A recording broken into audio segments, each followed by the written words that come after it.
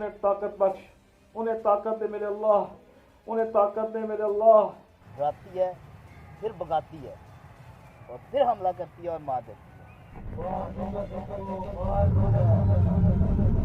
अब हम अपने मिशन का आगाज़ करेंगे अल्लाह का नाम लेकर और इंशाअल्लाह फतह हमारी हो। इंशाअल्लाह।